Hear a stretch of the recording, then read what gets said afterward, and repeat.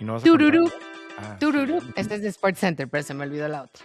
Claro, pero es que no cantaste en el pasado, pero bueno, Sí, ni sí. modo. Entonces ya canté algo. Algo cantaste. Y es un día te puedo cantar la de René de Lara Campos. Sí, dale, adelante, todo tuyo. ¿Ok? Oye, fíjate que Coach, esta marca de bolsas que es como entry luxury, ¿no? O sea, yo la primera bolsa así bonita que me compré fue una de Coach. Y siento que es una marca que es como el gato de las 7 vidas. Se pone de moda y luego se sale totalmente de la moda y luego como que agarra su segundo aire y justo está pasando esto, o su tercero o su cuarto. Ahorita parece que están agarrando a los chavitos de la generación Z, crecieron 30% de aumento en sus ventas. Y ahora dicen que también por tenis. A mí lo que me encantó de Coach, no sé si viste que están haciendo, ¿te acuerdas que una de nuestras predicciones fue que leer iba a ser como un símbolo de estatus? Sí, claro. Pues hay muchísimas cosas que están pasando en el mundo de los libros, pero para no desviarme, Coach sacó unos llaveritos. Ves que ahora, no sé si sabías, las mujeres le cuelgan charms a sus bolsas. Entonces, los peluchitos, los labubus, todo esto. Y Coach sacó unos libros clásicos, o sea, haz de cuenta, El viejo y el mar, o Orgullo y prejuicio, ¿no? O The Catcher in the Rye, o The Great Gatsby, en un como tamañito así, más chiquito que el paperback, con un llaverito y lo cuelgas en tu bolsa. Y Coach lo sacó. No han llegado a México, ya fui a preguntar porque dije, ese sí me lo compraría. Y es como para padrotear, así de tú tu labubo y yo mi cerebro Pues, con The Great claro. Gatsby. De hecho, yo me topé la semana pasada un artículo de un gadget, dispositivo, como le quieras llamar, que estuve a punto de comprar, pero luego me metí y vi algo que no me gustó y no lo compré. Pero necesito hacer bien el research porque sí me interesa, que es como una especie de mini Kindle que se lo Ok. pega aquí. Se lo pegas a la parte de atrás del teléfono. Es una pantallita. Imagínate el Kindle hecho miniatura y lo traes aquí pegado. Y un poco la tesis es que traes ahí tu libro y entonces si sacas el celular y vas a abrir Instagram, pues mejor voltealo y lee tantito de tu libro. Eh, Y o se sea, ve yo, la portada del libro que estás leyendo, seguramente.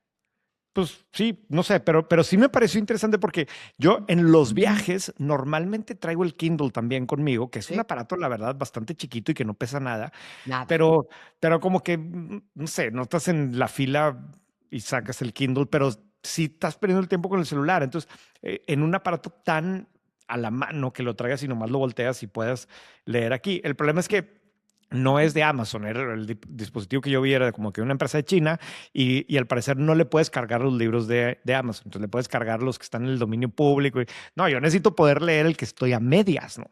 No, Pero y aparte, seguramente hay una... tienes la app de Kindle en tu celular, nada más que la No, pero tentación de abrir el TikTok o el Instagram o el whatever, claro, ¿no? claro. Y no es lo mismo nunca leer en la pantalla del No, celular que leer en la pantalla del de Kindle. O sea, acuerdo. pues yo podría leer en el iPad, pero no es la misma No es lo mismo. experiencia, ¿verdad? Sí, Me encantó esa idea de poderlo tener aquí así al revés. pues sí. Bueno, Ahora también vámonos puedes traer un charm, si no. Sí, pero ¿dónde me pongo el charm? En el cinto, así como el Nextel. Este, o sea, Pues sí, ¿verdad? justo el Día de las Madres estuvimos viendo fotos del pasado con mis hijos en la tele. O sea, pusimos en la tele, ya te pones a ver fotos viejas y estaban muy sorprendidos de de los cintos con los celulares ahí colgados, ¿no? Que era una cosa. Yo me Qué, acuerdo del Nextel aquí así perfecto, ¿verdad? Pero no había dónde qué ponerte mal, el Nextel, ¿verdad? qué mal envejeció eso. Sí, sí. Bueno, Fíjate vete a que saber, ¿eh? Luego se vuelven a poner de moda estas cosas. puede ser, pero hablando de vintage, digo, nos estamos desviando, pero te digo esta y ya empezamos. Empezamos a ver en la casa El Diablo Viste a la Moda, la uno, ¿no? Ujú, Y esta es una película del 2005. No había salido el iPhone, ¿ok? ujú. Entonces es rarísimo que la gente se hablaba todo el tiempo por teléfono. Así de, ya va a llegar, ya va a llegar. ¿Qué va a querer? ¿No? Y es algo que ya no pasa tanto, ¿no? Es Claro, más, casi digo, ya no pasa. trata de ver 24. No sé si te acuerdas, pero para mí 24 fue Sí. así como increíble. Wow. Trata de Sí. ver 24 ahora y o sea, no hay celulares, ¿verdad? Se mete a una cabina a hablar, ¿no? Este, y no Pues es tan sí. vieja, o al menos yo no la No, siento tan vieja, ¿no? no. Este episodio es patrocinado por Eleven Labs. Hola, soy la versión AI de Carla y si no lo notaste, ese es exactamente el punto. Eleven Labs es la plataforma de agentes de voz que se conectan a los sistemas de las empresas y resuelven problemas de negocio. No es una herramienta de productividad. es infraestructura de negocio que te puede ayudar en temas de ventas, atención al cliente y otros temas reales. Y ya está disponible para empresas en México y América Latina. Entra a 11labs.io para conocer más. Carla ya regresa. Yo solo era el demo. Muy bien. Hablando de cosas que no son tan viejas y que son increíblemente significativas, el deep dive de ahora es sobre el CBX, Cross Border Express, que probablemente vieron una nota hace algunos días en donde formalmente ya Gap, el Gap que es el dueño del aeropuerto de Tijuana, entre muchos otros aeropuertos, formalmente compró el CBX, porque resulta que el CBX no era propiamente de Gap, era de alguien más, ¿no? Entonces, este es un tema que Carla había planteado, me había insistido ya desde hace mucho. Es más, empieza tú contando por qué quieres que habláramos de CBX. Fíjate que no me acuerdo por qué, pero a ver, para No, mí. pero ¿por qué? Pero di, porque me dijiste que la primera vez que pasaste. Sí, claro. O sea, yo la primera vez que fui a San Diego fue cuando Trump estaba empezando a hacer su primera campaña, ¿no? Y hablaba mucho de la pared y de wall y de wall.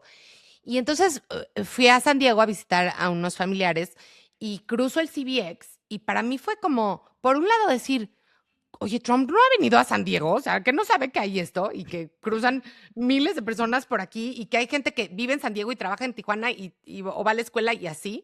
Y por otro lado, te juro que me sentí como en la película El Chanfle de Chespirito de los 80s, cuando crucé así un piecito de un lado y otro del otro lado y me tomé mi foto y yo quería llorar así de, estoy en los dos países al mismo tiempo o sea, siempre me ha parecido algo increíble y más fue mi sorpresa de saber que es algo bastante único en el mundo. O sea, solo hay Sí, 2 o 3 aeropuertos en todo el mundo que son binacionales.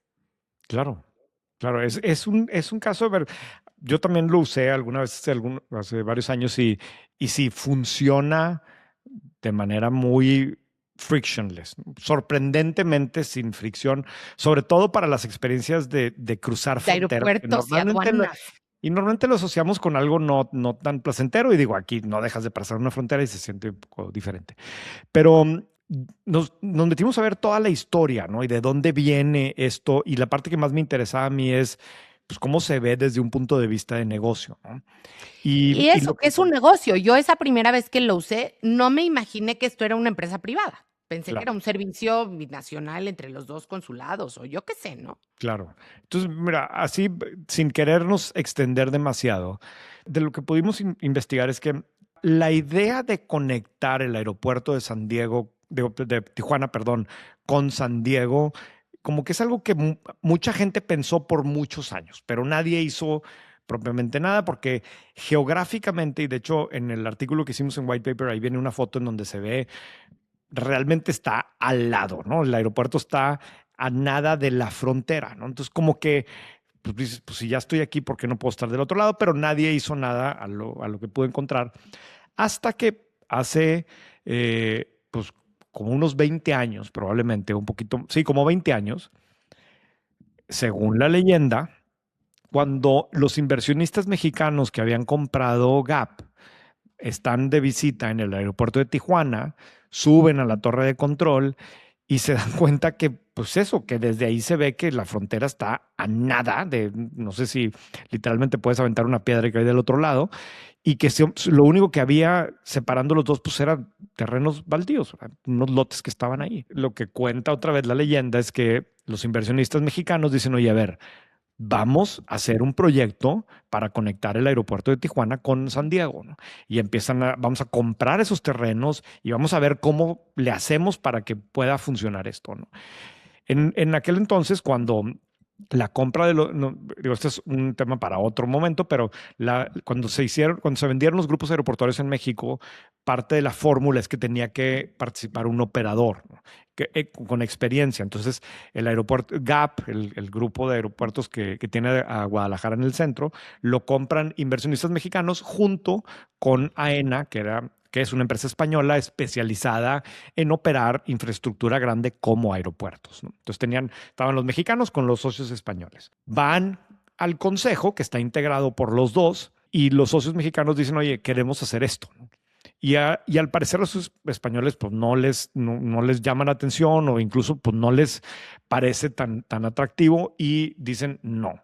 O sea, nosotros ¿por qué nos vamos a meter a andar haciendo cosas de este tipo? Sobre todo considerando que hoy, pues tú y yo ya lo vivimos y millones de personas lo han vivido, pero no deja de ser un moonshot, ¿no? Y ahorita entramos más a ese tema, o sea, que no deja de ser una loquera de decir, oye, vamos a conectar los dos y los países van a estar de acuerdo. Y si había un grado claramente de especulación o de aventura en querer hacer un proyecto de esta naturaleza, ¿no? Entonces el consejo les dice que no. Ojo que el consejo estaba integrado en parte Por por los los mismos dueños. inversionistas, ¿no? O sea, no es como que alguien de fuera va y presentó, sino ellos mismos. Entonces, ellos mismos, ¿Crees que fue como una decisión como responsable fiduciaria de decir, a ver, esto se sale un poco del scope y entonces vamos a hacerlo, pero tampoco vamos a endeudar a la empresa? no, yo no, fíjate que justo cuando hice el artículo para White Paper, coincidió que estaba con unos amigos, y les platiqué del caso, ¿no? O sea, yo lo escribí en la mañana y en la tarde comí con amigos y les platiqué del caso.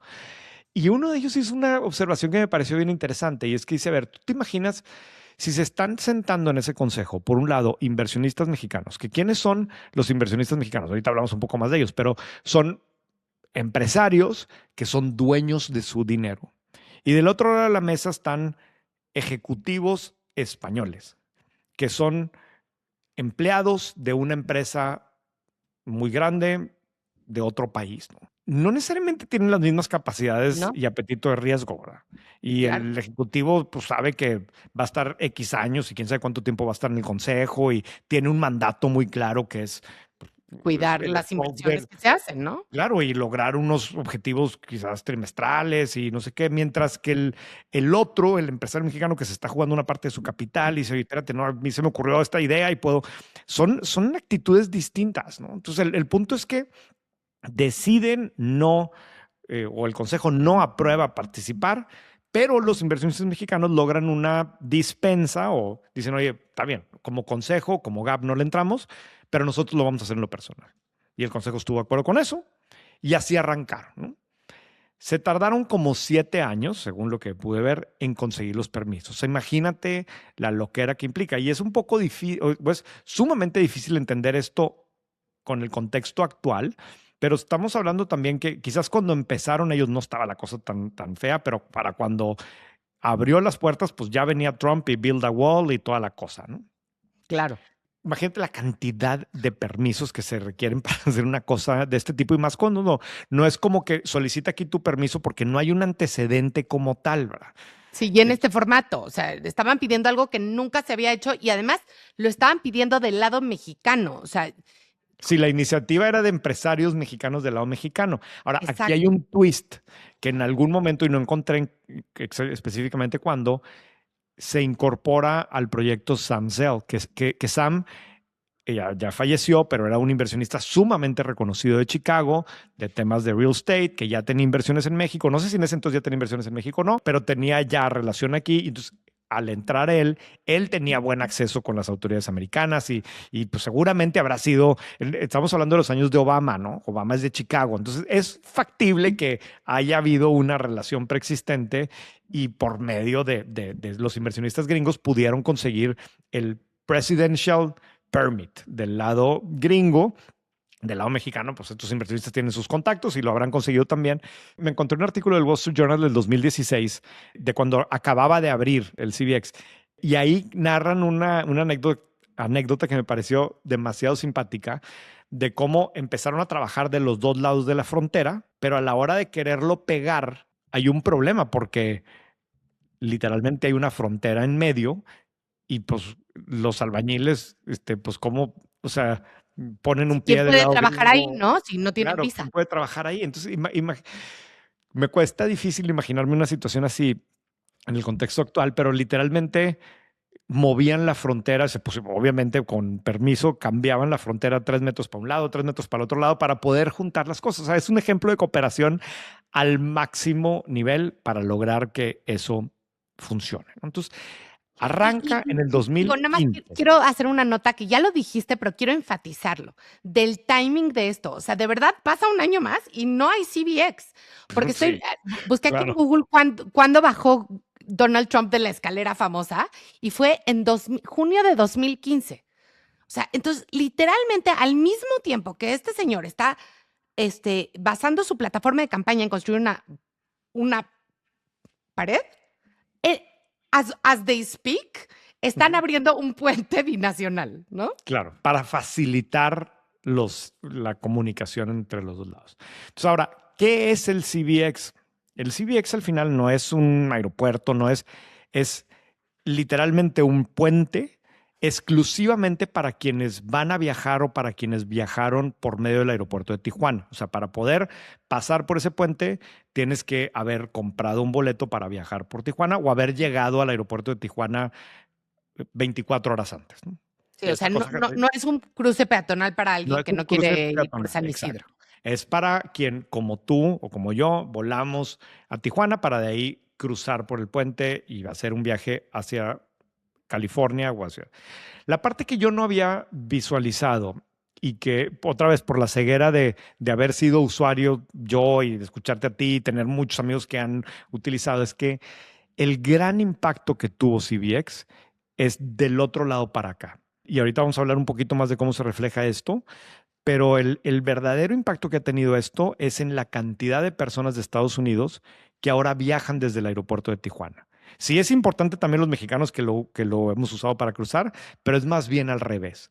Es que le permitió a mexicanos, digo, perdón, a americanos, preferir volar desde Tijuana a sus destinos, sobre todo cuando van a volar a México, aunque al parecer no es solamente a México, prefieren usar ese aeropuerto que el aeropuerto de San Diego o que otros aeropuertos en la región, porque el aeropuerto de Tijuana, pues por lo mismo, y ha crecido de manera exponencial el número de destinos a los que vuela. De hecho, un dato que me sorprendió cuando hicimos el análisis es que el aeropuerto de Tijuana es el segundo aeropuerto después del de la Ciudad de México que tiene más destinos de entrada de México, cosa que claramente no era así hace 10 años, ¿no? Pero eso te Claro. habla que se convierte como un aeropuerto para los americanos que viven en esa zona que quieren viajar hacia México en lugar de hacerlo Desde Los Ángeles o desde desde San Los Diego. Ángeles o desde San Diego, bueno, porque son vuelos pues, más baratos y con mucho más conexión, mucho más vuelos directos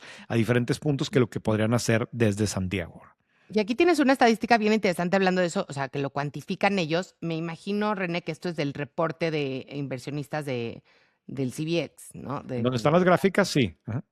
Y entonces, o sea, lo cuantifican, ¿no? O sea, que una de sus ventajas es esto. Entonces, el boleto promedio de avión saliendo de Tijuana es de $165 versus San Diego o Los Ángeles, que rondan entre los $330 a $350. Entonces, básicamente, digo, es una comparación un poco rara porque no sé qué estás comparando, ¿no? Sí, No deja es a tú los aquí. mismos destinos. Sí, no es a los mismos destinos, pero aquí lo que está comparando incluso esos 165 incluye el precio del boleto del Ah, CBX. que O sea, cuesta es como muy, $30 por ahí, sí, viene ahí, cuesta como $27, pero hay muchos, si compras redondos, si compras paquetes familiares y con cosas de ese tipo. anticipación. Que eso es bien importante para efectos de lo que estamos hablando ahora. CBX es un negocio que por utilizar ese puente cobra un boleto, que cobra un boleto de acceso. Ahora, CBX como parte del deal, que eso también lo aprendí haciendo esta investigación, le tiene que pagar al Custom Border Patrol, ¿verdad? O sea, la entidad americana que se encarga de vigilar la frontera estuvo de acuerdo en dar ese servicio dentro del CBX, pero claro, lo tiene que pagar la organización, ¿verdad? Porque O es sea, un a los beneficio. empleados de la aduana del CBX les paga el O sea, CBX. genera un costo el tener una oficina de Border Patrol ahí adentro de Customs y eso es un gasto que tiene que cubrir CBX. Ahora, Que me imagino que en los aeropuertos debe ser parecido, supongo. eh, eh, no, porque es que nunca hay una oficina de Custom Borders en un aeropuerto mexicano. Ah, claro, Eh, claro. claro, o sea, y los aeropuertos gringos Sí, son, sí. el dueño normalmente es la ciudad, o entonces ve tú a saber, Uy, es otra entidad, pero no es una empresa. Aquí es una empresa que le está pagando para que den ese servicio dentro de sus instalaciones. ¿Verdad? Y eso es lo que hace que luego sea tan frictionless el proceso, porque lo estás integrando todo en una sola cosa, ¿no? Entonces, mira, aquí, o sea, estamos hablando de esto también en este momento porque justo, como decía al principio, ya formalmente Gap compró el CBX y lo está integrando a su operación. Esto pasó hace unos días, O sea, pero es algo que después de que anunció. hace muchos años los inversionistas dijeron, esto está muy riesgoso, Ajá. seguramente había una opción ahí de que, pero si les va bien, lo podemos comprar a tal fórmula Pues, o no, no pues sabemos. pudiera ser o no, fíjate que esa parte no la vi como tal es más, si se me hace que no estaba en el documento donde hablan de esta transacción, pero aquí quiero destacar dos cosas, ¿no? El CBX como tal ha resultado ser un gran negocio. Operar esto ha resultado ser un gran negocio por sí solo. Esa es una primera parte. La segunda parte, el que esto le haya funcionado que haya sido un buen negocio, ha tenido un impacto en el aeropuerto de Tijuana difícil de cuantificar, verdaderamente significativo. Entonces, el planteamiento aquí fue, oye, espérate, a ver, aquello que está allá afuera es lo que explica en gran.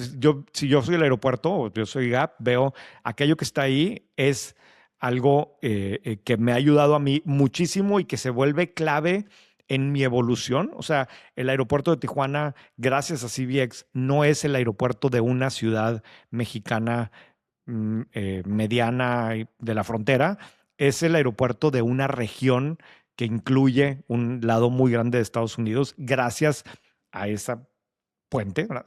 Y por otro lado, el puente, pues claro, no existiría por sí solo sin el aeropuerto. Entonces, seguramente, pues pensando ya en finalmente como alinear muy bien los objetivos y también considerando que los dueños del puente en gran medida son también los que controlan el aeropuerto. Entonces sí hay algo que se están comprando entre ellos, pero no es del todo así, porque Gap es una empresa que cotiza en bolsa y que tiene muchos otros socios y le está comprando a los socios que controlan Gap este otro negocio que es bien rentable. Hay una tablita. Bueno, a ver, voy a hablar primero un poco de los números de CBX. CBX en el 2024, que es el último año completo cuando anunciaron esta transacción, generó 143 millones de dólares de ingresos.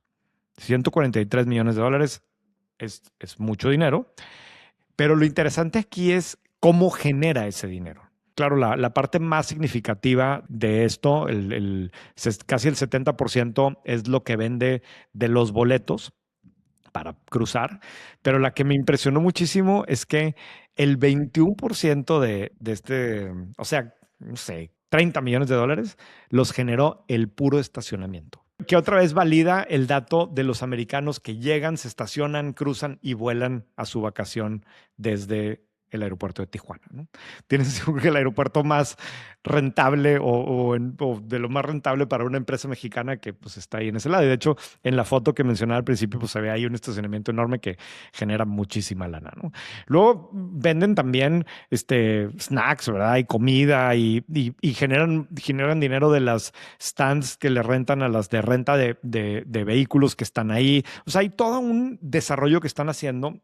Incluso en este documento hablan de los planes de negocio de crecimiento del CBX. Quieren poner un hotel o están ya desarrollando un proyecto de un hotel, desarrollar más la parte comercial, pero aquello puede terminar siendo pues como otro aeropuerto, ¿no? Como realmente otra terminal completamente del otro lado, en donde como si fuera la terminal uno está de este lado y la terminal 2 está del otro, ¿verdad?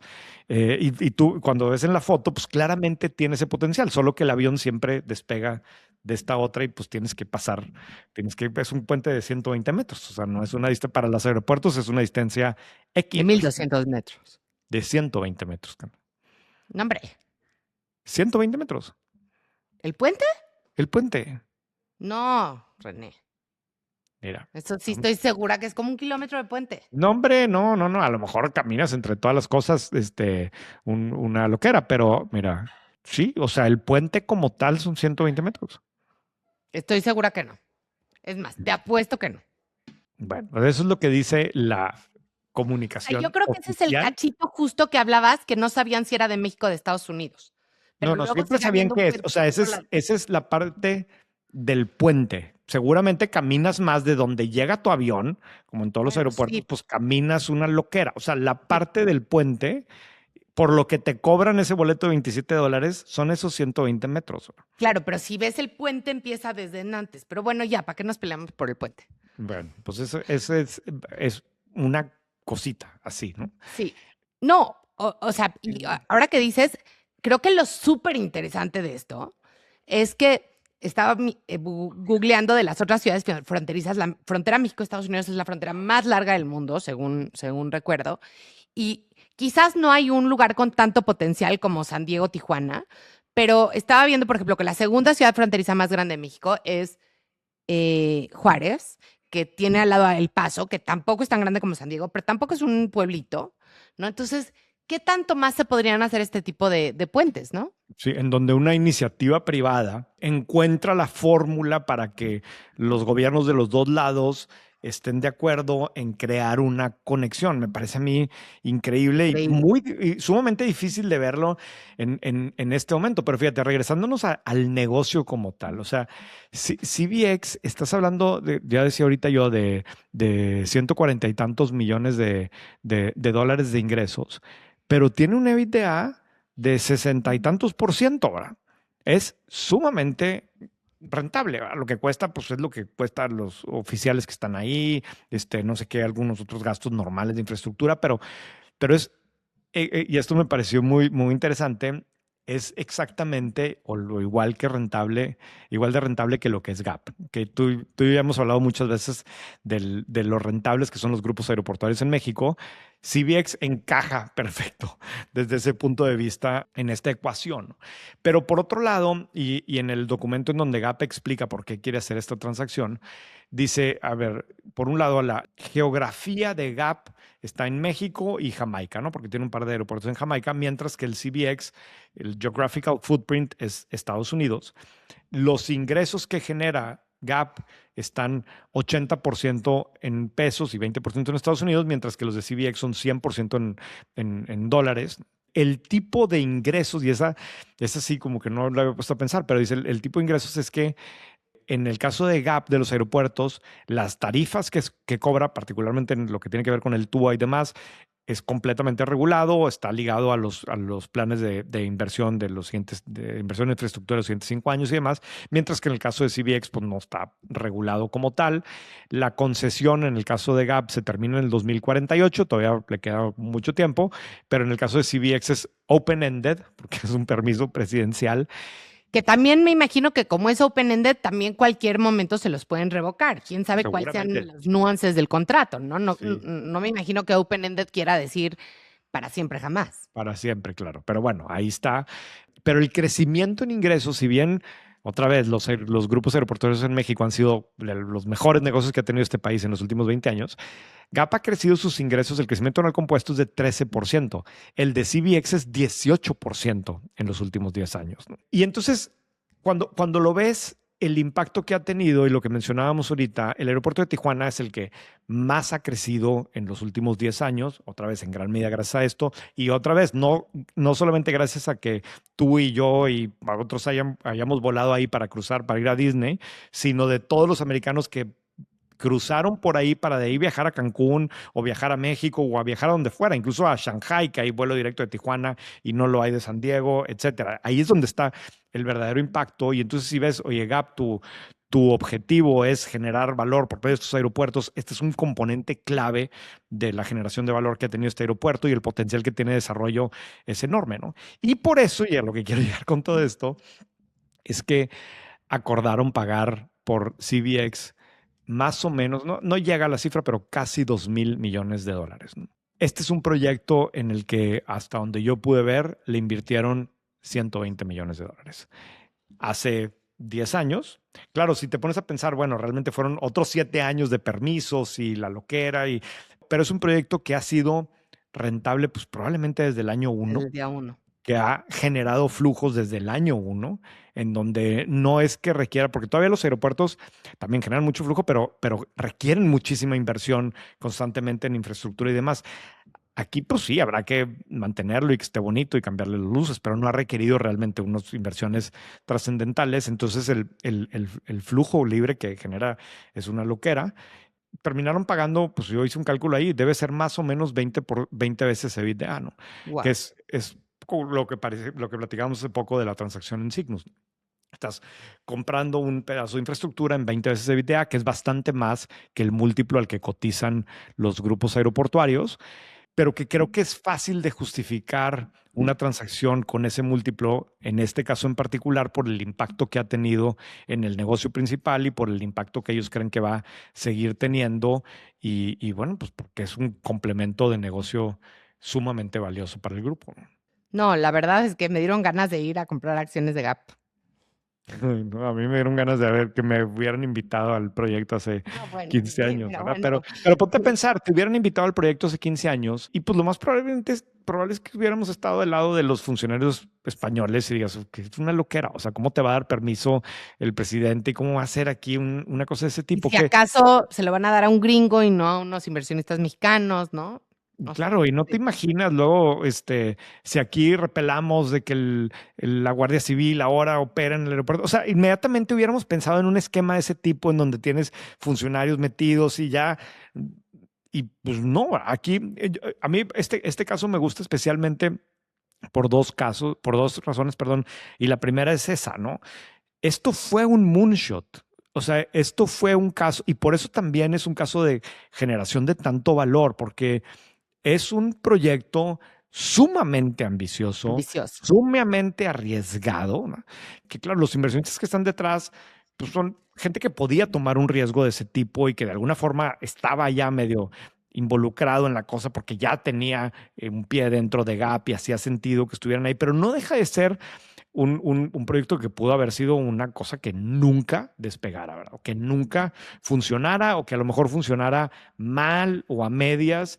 Y aquí, pues creo que fue una idea pues, muy genial con una ejecución Flawless. muy buena, güey, Bueno, muy, muy tardaron 7 buena. años. Y lo otro que es fantástico, yo creo, es que a veces pensamos en moonshots como cosas que tienen que ver con ciencia o tecnología y a veces, pues como en esta realmente de ciencia y de tecnología no tiene absolutamente nada, más Nada, bien claro. es como pensar en un problema de manera distinta, ¿no? Claro, es así como que el cliché de think outside the box, así aquí Ujú. aplica, ¿no? Oye, pues si salen de aquí, ¿por qué no los cruzo? Mejor que se salgan por allá. Pues no, no se puede. Pues no, pero yo voy a poder que sí se pueda.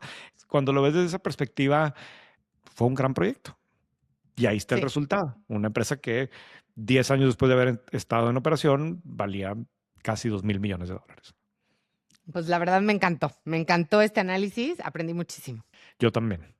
Bueno, te toca a ti la recomendación. Me toca la recomendación. La semana pasada, The Daily, el podcast del New York Times, tuvo un episodio de la película de Michael Jackson. La verdad es que, como tú sabes, yo ni voy al cine, nunca, me choca. Ni tú ni yo.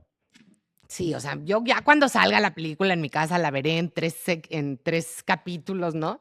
Etcétera. Y además la de Michael Jackson en particular, ni se me antojaba. Pero hicieron un análisis no de la película, ¿sí? No la película como una obra de arte, que de hecho parece que ha sido muy mal recibida por la crítica, lo cual la ha hecho lo que el viento a Juárez en términos de taquilla ha sido Claro. exitosísima en la taquilla, sino de la película como parte de un proyecto de negocios del estate management del legado de Michael Jackson para revivir la marca Michael Jackson y volverla una multimillion dollar o multibillion dollar brand de vuelta. Entonces, cuenta desde el punto de vista de negocio, a ver, cómo gana dinero una marca como Michael Jackson, ¿no? O sea, Ah, eso tiene el me revenue de las interesa. Claro. canciones, ¿no? Que quién te la, pues, desde Spotify hasta que la usen en películas, hasta que la usen en comerciales. Tiene todo el merchandising que se puede hacer, que si le vas a licenciar la marca, no sé, a H&M para que hagan camisetitas de Michael Jackson, etcétera.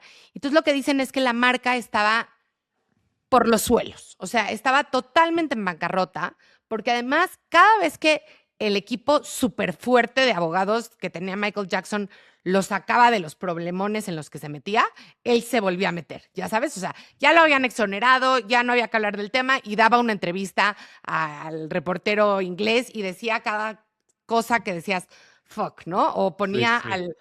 al bebé afuera del balcón, etcétera. Ah, Entonces, claro, sí me acuerdo de esa imagen. Sí.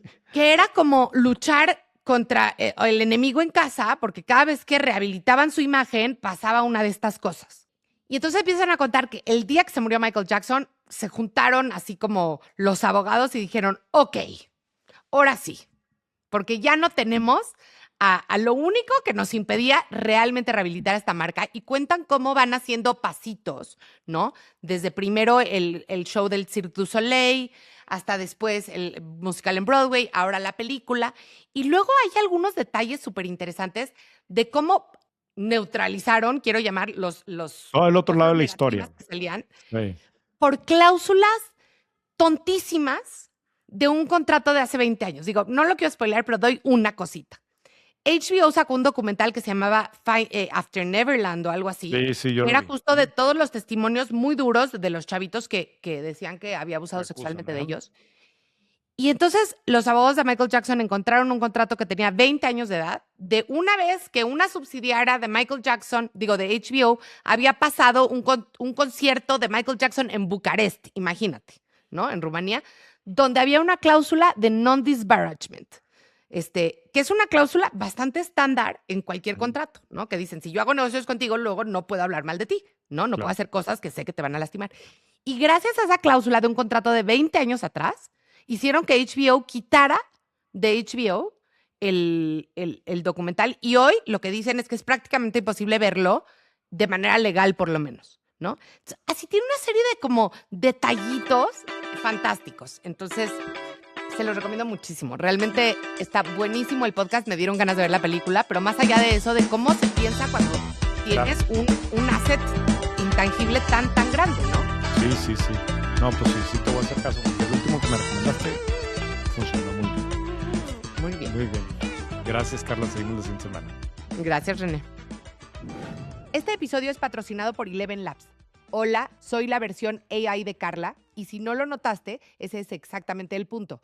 Eleven Labs es la plataforma de agentes de voz que se conectan a los sistemas de las empresas y resuelven problemas de negocio. No es una herramienta de productividad, es infraestructura de negocio que te puede ayudar en temas de ventas, atención al cliente y otros temas reales. Y ya está disponible para empresas en México y América Latina. Entra a elevenlabs.io para conocer más. Carla ya regresa. Yo solo era el demo.